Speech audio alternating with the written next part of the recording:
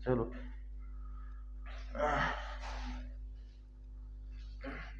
बिस्मिल्लाहिर्रहमानिर्रहीम।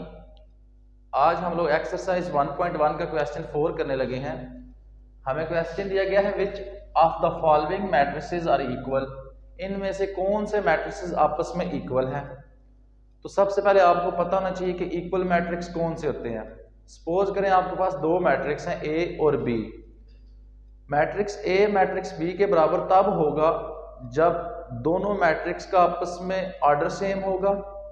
पहली बात, ऑर्डर सेम होने के साथ साथ जो दूसरी बात हमारे पास ये दूसरी कंडीशन जो है वो ये है कि उनके कॉरस्पॉन्डिंग एलिमेंट्स भी क्या होने चाहिए, सेम होने चाहिए। फॉर एग्जांपल मेरे पास ए मैट्रिक्स है A11, A12, A21, A22 और दूसरा मैट्रिक्स मैं लेता हूं B11, B12, B21 and B22। तो ये दोनों मैट्रिक्स आपस में कब इक्वल होंगे, जब order of matrix A and order of matrix B दोनों आपस में इक्वल हों, और सेकंड कॉरस्पॉन्डिंग एलिमेंट्स आपस में इक्वल हों, यानी कि यहाँ पर A11 किसके इक्वल हो, B11 के, A12 किसके इक्वल हो, B12 के, A21 किसके इक्वल हो, B21 के, and A22 which is equal to B22। ठीक है, इस मैट्रिक्स का पहला एलिमेंट मैट्रिक्स बी के पहले एलिमेंट की इक्वल हो, इसी तरह इस मैट्रिक्स ए का दूसरा एलिमेंट उस मैट्रिक्स ए के दूसरे एलिमेंट के इक्वल हो, इसी तरह बाकी वैल्यूज भी इक्वल होनी चाहिए। अब मैट्रिक्स हमें दिए गए हैं ए बी सी डी, हमने बताना है कि इनमें से कौन सा मैट्रिक्स किसके इक्वल है। तो हमने देखना है कि कॉरस्पॉन्डिंग एलिमेंट्स भी इक्वल हो, ऑर्डर भी सेम हो। तो ऑर्डर तो सबका 2/2 का है, लेकिन दूसरी कंडीशन चेक करते हैं हम लोग कि मैट्रिक्स ए में जो एलिमेंट्स आपको गिवन है क्या वो किसी और मैट्रिक्स के इक्वल है। यहाँ पे ए में देखें 2 है, फिर 5 है, फिर 1 है, फिर 3 है। तो डी में आप चेक करेंगे तो यहाँ पर पहला एलिमेंट 2 है, ए का भी पहला एलिमेंट 2 है, बी का दूसरा एलिमेंट 5 है, और यहाँ पर डी का दूसरा एलिमेंट 4 + 1 क्या होता है 5। इसी तरह ए का तीसरा एलिमेंट 1 है, डी का भी तीसरा एलिमेंट 1, और ए का फोर्थ एलिमेंट 3 है, इसी तरह डी का भी फोर्थ एलिमेंट क्या है 3 है। तो दोनों का ऑर्डर भी सेम है 2/2, और डी का भी ऑर्डर 2/2, और कॉरस्पॉन्डिंग एलिमेंट्स भी ए और डी के आपस में इक्वल हैं, बराबर हैं। तो इसका मतलब है मैट्रिक्स ए बराबर होगा मैट्रिक्स डी के। अब चेक करते हैं बी और सी को। तो बी में देखें यहाँ पर आपके पास पहला एलिमेंट A11 क्या है 2 है, सी में देखें 1 + 1 ये भी 2 है, पहला एलिमेंट दोनों का इक्वल है। यहाँ पर 3 + 2 5, यहाँ पे बी में भी आपके पास क्या है 5। इसी तरह देखें सी में तीसरा एलिमेंट A21 जो है ये 4 है, बी में भी यहाँ पर क्या है एलिमेंट 4। इसी तरह सी में आपके पास फोर्थ जो एलिमेंट है A22 ये 3 है, तो बी में भी आपके पास ये A22 क्या है 3 है। तो कॉरस्पॉन्डिंग एलिमेंट्स भी आपस में क्या है इक्वल है। तो इसका मतलब ये हुआ कि मैट्रिक्स बी बराबर होगा मैट्रिक्स सी के। एक तो कॉरस्पॉन्डिंग एलिमेंट्स इक्वल और उनका ऑर्डर भी आपस में क्या है इक्वल है। तो दोनों कंडीशंस फुलफिल हो गई हैं, इस वजह से बी बराबर होगा सी एंड मैट्रिक्स ए बराबर होगा मैट्रिक्स डी। क्वेश्चन नंबर 5 हमें दिया गया है late a is equal to 2 - 3 u0 and b is equal to v - 3 5 w for what values of u v and w are a and b are equal। कहता है कि suppose करें a बराबर है दिस मैट्रिक्स एंड b बराबर है this matrix for what value of u v and w matrices are equal. तो u v और w की कौन सी वैल्यूज हम लेंगे तो दोनों मैट्रिक्स आपस में इक्वल होंगे। हमने अभी पिछले लेक्चर में भी हमने पढ़ा है, प्रीवियस क्वेश्चन में भी पढ़ा है कि इक्वल मैट्रिक्स कब होता है, जब a बराबर हो b के, यानी कि मैट्रिक्स a बराबर हो b के। ये कब होगा, जब हमारे पास a और b का ऑर्डर सेम हो और उनकी कॉरस्पॉन्डिंग एलिमेंट्स, उनकी कॉरस्पॉन्डिंग एंट्रीज भी आपस में क्या होंगी, सेम होंगी। तो मैं सपोज करता हूं सपोज मैं कर देता हूं कि A and B matrix are equal, दोनों 2 बाई 2 के हैं, तो दोनों आपस में इक्वल हैं। 2 minus 3 u 0 and b is equal to v minus 3 5w। अगर ये दोनों मैट्रिक्स आपस में इक्वल हैं तो इसका मतलब है इनके कॉरस्पॉन्डिंग एलिमेंट्स भी आपस में इक्वल होंगे। कब ये मैट्रिक्स इक्वल होगा? जब 2 बराबर होगा v के। तो इसका मतलब है v बराबर क्या होना चाहिए? 2। इसके अलावा फिर -3 बराबर क्या होगा? -3 के, क्योंकि मैट्रिक्स दोनों आपस में इक्वल ही तब होंगे जब कॉरस्पॉन्डिंग एलिमेंट्स क्या होते हैं? बराबर। इसी तरह u बराबर होगा 5, u बराबर होना चाहिए 5, और w बराबर क्या होगा? 0। w बराबर किसके होगा? 0 के। तो आपने देखा है कि ये मैट्रिक्स कब आपस में इक्वल होता है? जब ऑर्डर सेम हो, कॉरस्पॉन्डिंग एलिमेंट्स सेम हो। तो ये अब तब मैट्रिक्स आपस में इक्वल होगा जब 2 बराबर v होगा, -3 बराबर है -3 एंड u बराबर है 5, 0 बराबर है w। तो अगर हम v, u एंड w की वैल्यूज 2, 5, 0 लेंगे तो ये मैट्रिक्स आपस में क्या होंगे? इक्वल होंगे, क्योंकि कॉरस्पॉन्डिंग एलिमेंट्स आपस में इक्वल होने चाहिए। तो यहाँ पे 5 है तो यहाँ पे भी 5 होना चाहिए, यहाँ पे 0 है तो यहाँ पे भी 0 हो, और इसी तरह यहाँ पे क्या है? 2, तो यहाँ पर भी क्या होना चाहिए? 2। एक्सरसाइज 1.1 का क्वेश्चन 6 हमें दिया गया है x + 3 z + 4 2y - 7 - 6 a - 1 0 b - 3 - 21 0 which is equal to 0 6 3y - 2 - 6 - 3 2c + 2 2b + 4 - 21 and 0। Find the values of a b c x y and z।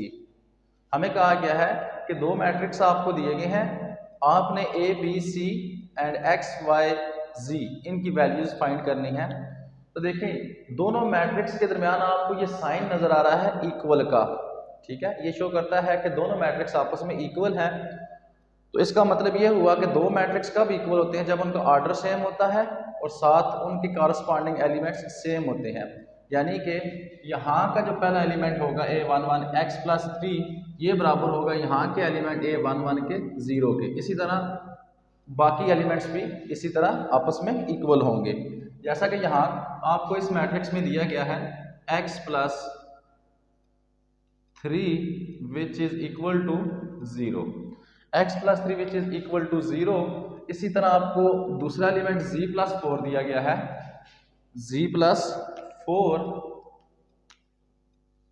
Which is equal to, यहाँ का दूसरा एलिमेंट आपके पास क्या है दूसरे मैट्रिक्स में? 6। इसी तरह आपके पास मैट्रिक्स दिया गया है 2y - 7 2y - 7, तो यहाँ का जो थर्ड एलिमेंट होगा उसके इक्वल होगा, कॉरस्पॉन्डिंग एलिमेंट यही है, तो 3y - 2 3y - 2। इसी तरह यहाँ पे -6 बराबर होगा -6 के, और a - 1 बराबर होगा -3 के, a - 1 बराबर होगा -3 के, एंड इधर आपके पास 0 है तो ये बराबर होगा 2c + 2 के। 0 बराबर किसी होगा 2c + 2 के, और यहाँ पर आपके पास b - 3 है, ये किसके बराबर होगा? 2b + 4 के, यानी कि 2b + 4 ये एलिमेंट किसके बराबर होगा? b - 3 के। और इसी तरह आपके पास -21 बराबर होगा -21 के, एंड 0 बराबर होगा 0 के। इस मैट्रिक्स का पहला एलिमेंट इस मैट्रिक्स के पहले एलिमेंट के, इस मैट्रिक्स का दूसरा उस मैट्रिक्स के दूसरे एलिमेंट के, इस मैट्रिक्स का तीसरा उस मैट्रिक्स के तीसरे एलिमेंट के, और इसी तरह बाकी मैट्रिक्स भी क्या होंगे? इक्वल होंगे। तो यहाँ पर देखिए कितनी इक्वेशंस बनी है, 1 2 3 4 5 एंड 6। तो इन इक्वेशंस को हम सॉल्व करते हैं और a b c and x y z की हम वैल्यूज फाइंड करते हैं। देखें यहाँ पर x + 3 बराबर है 0 के, x + 3 बराबर है 0 के, तो अगर +3 इक्वल की दूसरी तरफ जाएगा तो ये होगा 0 - 3। तो यहाँ पर 0 - 3 क्या होता है? -3।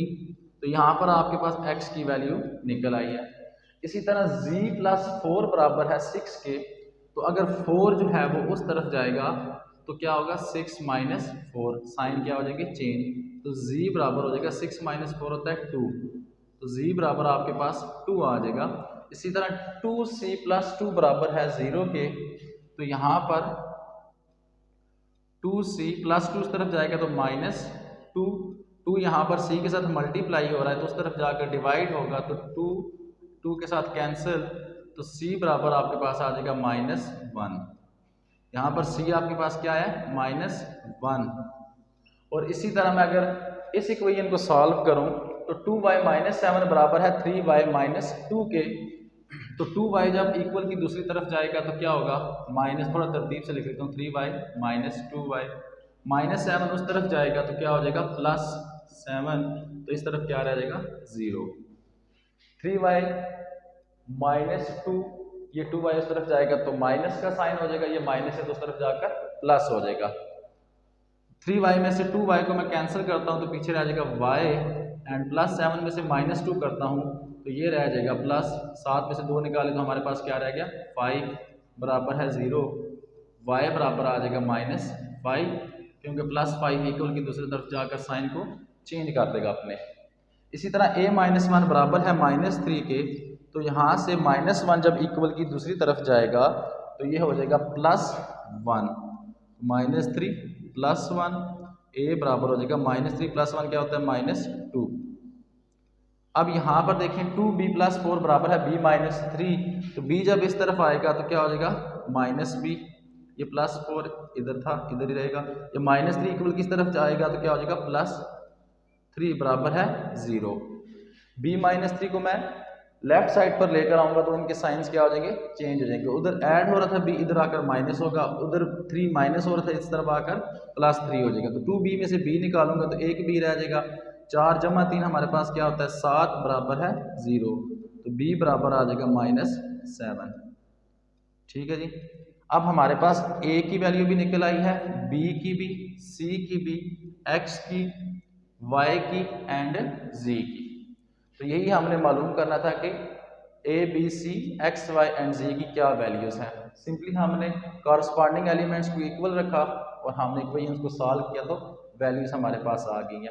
आप रफ अमल में चेक कर सकते हैं कि क्या आपने जो a, b, c, x, y, z की वैल्यू निकाली है क्या वो ठीक है या गलत है। तो उनको कैसे चेक करेंगे, देखें आप ये जो इक्वेशंस थी x + 3 बराबर 0 था, तो यहाँ पर x की वैल्यू रखेंगे तो आपके पास दोनों साइड्स क्या आनी चाहिए, इक्वल आनी चाहिए। लेट्स चेक करते हैं जी हम। तो ये था हमारे पास x + 3 बराबर है 0, ये एक इक्वेशन थी, x + 3 बराबर है 0, तो x हमने निकाला था -3, तो -3 + 3 बराबर है 0, तो -3 + 3 0 होता है, 0 बराबर 0। पहली इक्वेशंस को हमारी वैल्यूज सेटिस्फाई कर गई हैं जो हमने x की वैल्यू निकाली थी। z + 4 था बराबर 6 के, तो z हमारे पास 2 आया है, तो 2 + 4 क्या होगा, 6, तो 6 बराबर 6, इसका मतलब है हमने z की वैल्यू भी ठीक निकाली है। इसी तरह अगर y की वैल्यूज चेक करूं तो मेरे पास y था 2y - 7 बराबर है 3y - 2, तो y की वैल्यू हमने फाइंड की थी -5। तो चेक करते हैं क्या ये ठीक निकाली है वैल्यू या गलत। 2 × -5 - 7, 3 × -5 - 2, 5 2 time 10 ± -7, 3 5 time 15 plus multiply by minus करेंगे हम तो ये आ जाएगा माइनस का साइन -2, -10 -7 -17 -15 -2 ऐड होकर -17।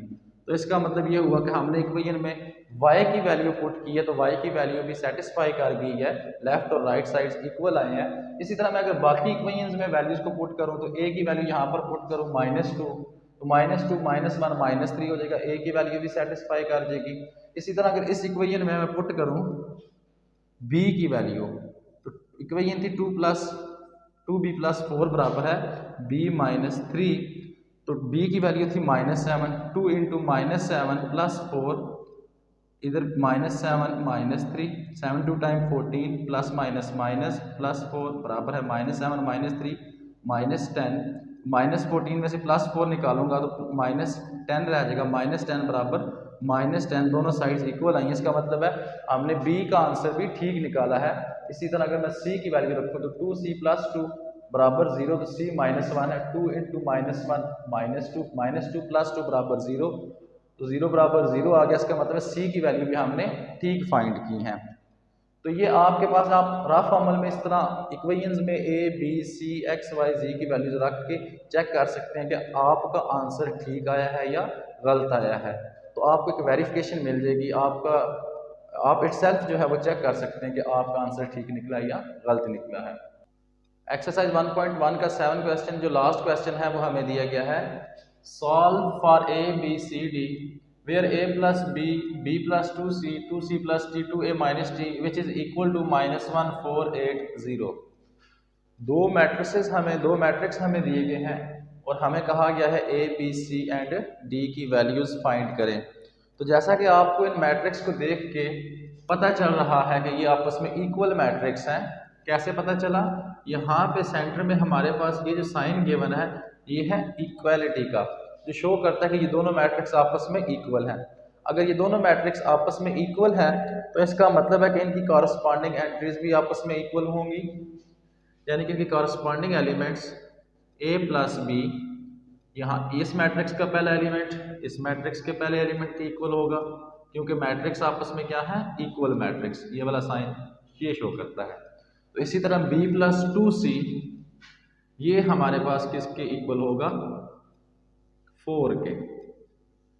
इसी तरह 2c प्लस d ये हमारे पास किसके इक्वल होगा? 2c प्लस d ये हमारे पास 8 के इक्वल होगा एंड 2a माइनस d बराबर है 0। तो हमारे पास 4 इक्वेशंस बनी हैं। ये फर्स्ट इक्वेशन, ये हमारे पास second equation and this is third equation and ये हमारे पास फोर्थ इक्वेशन बनी है। तो अब हमने A B C and D की वैल्यू फाइंड करनी है। तो देखें, आपके पास अगर सिंपली ऐसी इक्वेशंस हो या ऐसी इक्वेशंस हो जो कि दोनों सेम वेरिएबल की हों या दोनों के कोएफिशिएंट जो है वो सेम बनाकर हम, फॉर एग्जांपल दो मेरे पास इक्वेशंस होती हैं x प्लस वाई, तो दूसरी अगर मेरे पास कोई इक्वेशन हो like 2x plus 3y both are equal to 0, अगर तो दोनों वेरिएबल्स x और y की शक्ल में होते तो फिर हम क्या करते थे? उनके कोएफिशिएंट बराबर करके कोई सा x का कोएफिशिएंट और इसका x का कोएफिशिएंट बराबर करके हम y की वैल्यू फाइंड कर सकते थे। यहाँ से इस y का कोएफिशिएंट और इस y का कोएफिशिएंट बराबर करके डिफरेंट साइंस के साथ हम इनको सब्ट्रैक्ट करके किसी एक का सॉल्यूशन फाइंड कर सकते थे। तो यहाँ पर हमारे पास तीनों इक्वेशंस, फोर्थ इक्वेशन जो गिवन है, चारों की चारों इक्वेशंस वो ए बी या बी सी और सी डी और ए डी की फॉर्म में है, ना कि कोई ऐसी इक्वेशन हो जो ए बी और ए बी की फॉर्म में हो। तो सबसे पहले हम वो फॉर्म बनाते हैं, फिर हम क्या करेंगे? इनके कोएफिशिएंट इक्वल रख के तो एक ए को, बी को या सी को या डी को हम एलिमिनेट कर लेंगे। देखते हैं पहले, अगर मैं इक्वेशन नंबर 1 को इक्वेशन नंबर 2 के साथ ऐड करता हूँ, a प्लस बी बराबर है -1 एंड b प्लस 2c बराबर है 4 के। तो मैं क्या करता हूँ? यहाँ पर a c की फॉर्म बनाता हूँ। कैसे? इक्वेशन 1 में से मैं इक्वेशन 2 को माइनस कर देता हूँ, इक्वेशन 1 माइनस इक्वेशन 2। आप इक्वेशन 2 माइनस इक्वेशन 1 भी करने फर्क नहीं पड़ेगा। तो अगर मैं माइनस करता हूँ तो इसके साइंस क्या हो जाएंगे? चेंज। ये b के साथ सब्ट्रैक्ट हो जाएगा, पीछे हमारे पास रह जाएगा a माइनस 2c और ये माइनस आपस में क्या होंगे? प्लस 5 हो जाएगा, 4 प्लस 1 5 एंड साइन बड़ी रकम का माइनस। तो ये हमारे पास जो इक्वेशन बनी है इसको मैं इक्वेशन नंबर 5 का नाम देता हूँ। इसी तरह मैं क्या करता हूँ? देखिए, यहाँ पर प्लस डी है, यहाँ पर माइनस डी है, तो मैं सिंपली ऐड करूँगा, माइनस नहीं करूँगा। यहाँ पर इसलिए माइनस किया था कि मैं बी और बी को कैंसिल कर सकूँ, ताकि साइंस इनके डिफरेंट हो जाएं और ये आपस में कैंसिल हो सकें। जब मैं इक्वेशन 3 माइनस इक्वेशन 4 करता हूँ तो मेरे पास आ जाएगा प्लस इक्वेशन 3 प्लस इक्वेशन 4 करता हूँ तो 2c plus d which is equal to 8 and 2a minus D which is equal to 0। तो दोनों इक्वेशंस को मैं प्लस जब करूंगा तो ये प्लस डी ये माइनस डी के साथ कैंसिल, यानी प्लस डी माइनस डी क्या होता है 0, तो ये आपस में कट जाएंगे, पीछे रह जाएगा 2a plus 2c which is equal to 8। अब यहाँ से 2a और 2c में से मैं 2 कॉमन ले सकता हूँ, 2 कॉमन ले लेता हूँ, तो a plus c which is equal to 8। अब 2 1 टाइम 2, 2 4 टाइम 8, या सिंपली 2 यहाँ पर मल्टीप्लाई हो रहा था तो उस तरफ जाकर डिवाइड होगा, तो 2 4 टाइम 8 हो जाएगा, तो पीछे रह जाएगा a plus c which is equal to 4। इसको मैं इक्वेशन नंबर 6 का नाम दे देता हूँ। अब देखें ये इक्वेशन भी आपके पास a और c की फॉर्म की है, ये इक्वेशन भी आपके पास a और c की फॉर्म की है, तो आप सिंपली क्या करें, a के तो कोफिशिएंट पहले ही इक्वल है, डिफरेंट साइंस रख के इनको कैंसिल कर लें, या आप a को कैंसिल नहीं करना चाहते तो सिंपली आप क्या करें, दोनों के c के कोफिशिएंट यानी अददी साथ जो आपके पास ये 2 गिवन है दोनों की इक्वल रख लें और डिफरेंट साइंस आपस में डिफरेंट साइंस रख के इनको कैंसिल कर दें। मैं सिंपली क्या करता हूं कि इक्वेशन 5 माइनस इक्वेशन 6 करता हूं, तो इक्वेशन 5 है a माइनस 2c बराबर है -5, इक्वेशन 6 है a plus c which is equal to 4, तो मैंने माइनस किया है तो साइंस क्या हो जाएंगे, साइन क्या हो जाएंगे इक्वेशन 6 के चेंज, ये प्लस का था माइनस, ये प्लस का था माइनस, ये प्लस का था और ये माइनस हो गया। तो यहाँ पे देखें a और a आपस में cancel, -2c -3c sorry -2c और -c आपस में ऐड होकर क्या हो जाएंगे -3c, -5 और -4 आपस में क्या हो जाएंगे ऐड होकर -9। अब 3 जो है -3 जो है वो c के साथ मल्टीप्लाई हो रहा है, तो इक्वल की जब दूसरी तरफ जाएगा ये -3c जो इक्वल है -9 के, तो -3 उस तरफ जाएगा तो c बराबर -9 ओवर -3, माइनस माइनस के साथ कैंसिल, 3 1 टाइम 3 3 टाइम 9, तो c बराबर आया है 3, c बराबर आपके पास 3 आया है। तो आप किसी भी इक्वेशन 1 2 3 4 5 6 कहीं पे आप c की वैल्यू रखें जहां पे c आपको गिवन है, तो दूसरा आपके पास जो a b या उसके साथ जो भी आपके पास d होगा उसकी वैल्यू आपके पास निकल आएगी। फॉर एग्जांपल मैं रखता हूं जी इसको c की वैल्यू को 3 को मैं इस इक्वेशन में रखता हूं, इक्वेशन नंबर 2 में, तो c मेरे पास क्या आया है 3, तो b plus 2 into 3 which is equal to 4, यहाँ से b 2 plus 2 multiply by 3 6 which is equal to 4, जब 6 उस तरफ जाएगा तो 4 minus 2 which is equal to 4 minus 6 sorry 6 उस तरफ जाएगा तो -6, तो यहाँ से आपके पास आ जाएगा b बराबर है -2। अब आप यहाँ पे इक्वेशन नंबर 3 देखें तो आप यहाँ पर भी अगर c की वैल्यू रखेंगे तो आपके पास d की वैल्यू निकल आएगी। यहाँ पर देखें 2c है तो c की वैल्यू हमारे पास क्या है 3 plus d which is equal to 8, 3 2 times 6 plus d which is equal to 8, 6 उस तरफ जाएगा तो 8 minus 6 and d which is equal to 8 minus 6 is equal to 2। आपके पास अभी तक c की वैल्यू, b की एंड d की निकल आई। अब आपने a की वैल्यू फाइंड करनी है, तो अगर इक्वेशन नंबर 1 में आप b की वैल्यू रखेंगे तो आपके पास a की वैल्यू भी निकल आएगी। यहाँ पे इक्वेशन नंबर 1 में आप देखें तो a प्लस b की वैल्यू पुट करें, यहाँ पर b हमारे पास है,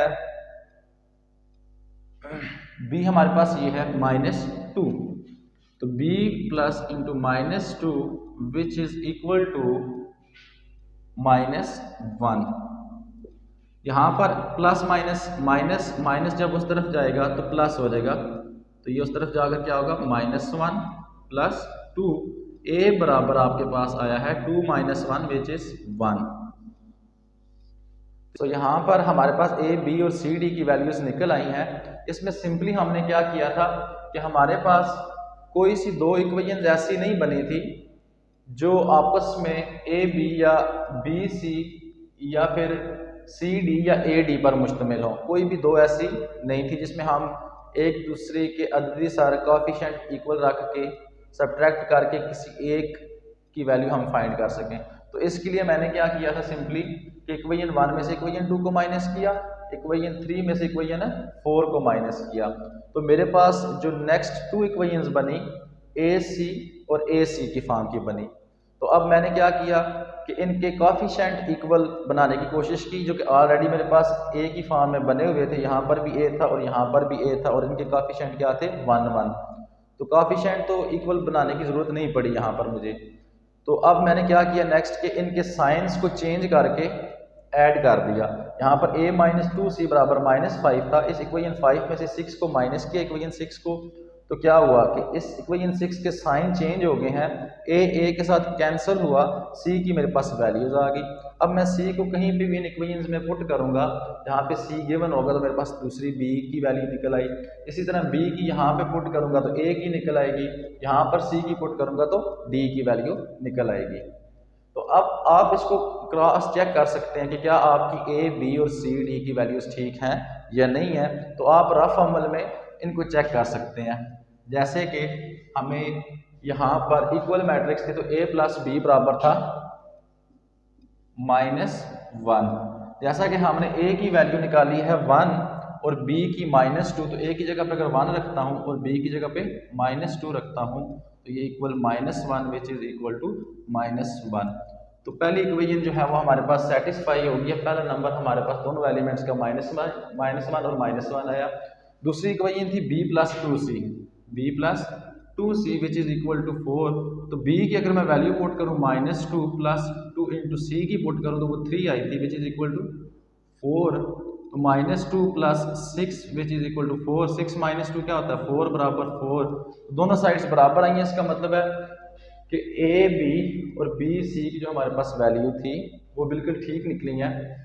यहाँ पर 2c प्लस d था, 2c प्लस d जो कि हमारे पास किसके इक्वल था 8 के, तो यहाँ पर अगर 2 इंटू सी की वैल्यू मैं पुट करूँ तो c मेरे पास 3 आया है, जमा d की वैल्यू हमारे पास 2 आई है, तो मैं पुट करता हूँ 2 which is equal to 8, 6 plus 2 which is equal to 8, 8 बराबर है 8। तो थर्ड इक्वेशन भी सेटिस्फाई हुई।